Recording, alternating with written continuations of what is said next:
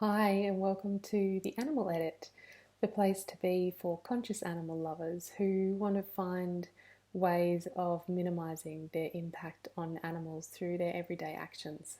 Today's topic is about cosmetic testing on animals, specifically in Australia, where there's been a recent change in laws and regulation. So, if you're interested in these kinds of videos and topics and discussions and debate, please subscribe to my channel because there'll be a lot more coming.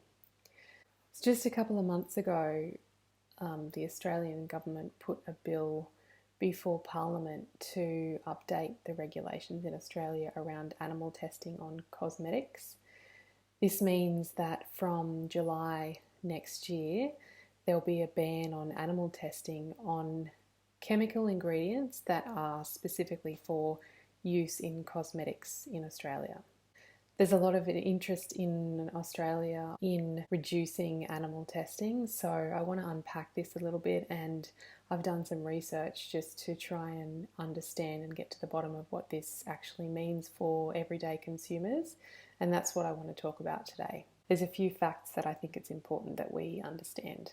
The first one is the legal definition of cosmetics, which is that cosmetics are legally defined as any substance used on the body or in the mouth to change its appearance, cleanse it, perfume it, or protect it. And this includes soaps, shampoos, moisturiser, hair dye, perfumes, and deodorants. So we're specifically talking about cosmetic testing today. It's not animal testing on anything other than products in the cosmetics industry. The Humane Society estimates that between 100 and 200,000 animals per year are used for testing cosmetic ingredients, and cosmetic testing commonly measures the reaction of animals' skin, eyes, and respiratory tracts to high concentrations of certain chemicals. The other thing that we know from these changes is that until July 2018, animal testing will still be required on certain products and ingredients used in cosmetics in Australia. Originally, the ban was talked about being introduced in 2017, but even though it was introduced in June this year, the actual application won't be introduced until July next year. And the other important point is that after this time, the ingredients that are implicated by the ban are only ingredients that are specifically used in cosmetics. So that means that if an ingredient is used in cosmetics as well as in other products, and those particular ingredients are excluded from this particular ban. So it means that there's a bit of a loophole for companies who use or could use an ingredient in cosmetics but also in other products. What this all means for consumers is that it applies to new tests only, so only ingredients that are being introduced or being tested from July next year. This ban doesn't apply to ingredients in cosmetic products that have been tested previously. So existing products on the shelves are not implicated, and also ingredients that have been tested on animals previously can still be used as well. So I think that's a really important point to understand, because it doesn't mean that all products in Australia are going to be restricted in that they can't be tested on animals at all. That's not the case whatsoever. It's only any testing that's being done after July next year, and it's on ingredients that are going to be used in cosmetics specifically. In terms of how many products and ingredients this will actually impact, I found it really hard to find information that made it really clear.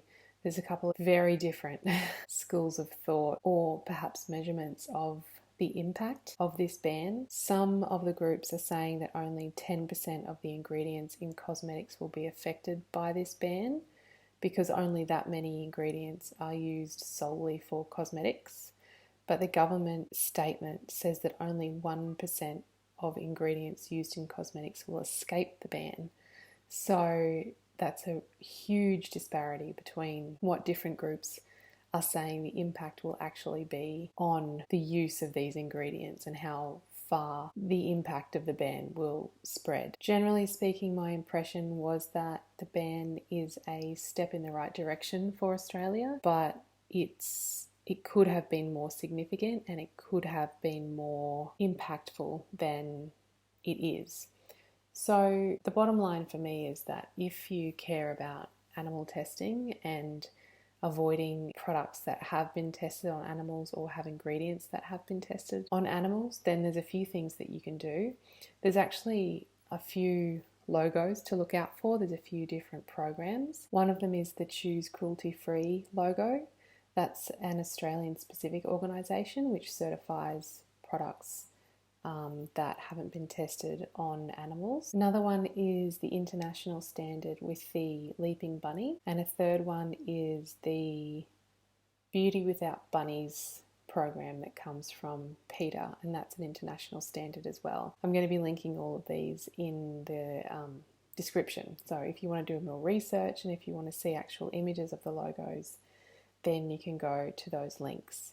I'll also be linking the articles that I'm referencing, so if you do want to find out more details, you can have a look at those articles. There's obviously a lot of opinion pieces on this, and that's great. It's fine to hear opinions and learn from different groups on their stance, but I also really like to find factual information and then make my own decisions. So if you feel the same as me, you can see the articles that I referenced below in the description. The last thing I think to mention is that just because there are programs that certify products as not tested on animals or cruelty-free, it doesn't stop companies from branding their products as, animal friendly or we're against animal testing, which doesn't necessarily mean anything, or it might not mean what you think it means. So it's best to look for the officially regulated products, especially those that have been specifically certified by the organisations that your values are aligned with. So take a look at the websites that I mentioned.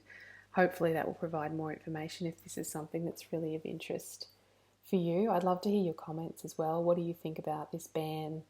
Do you think it's sufficient for Australia, or do you think more could have been done? Or do you think that for now it's a step in the right direction and it's progress? Thank you so much for watching, and I will see you in another video very soon.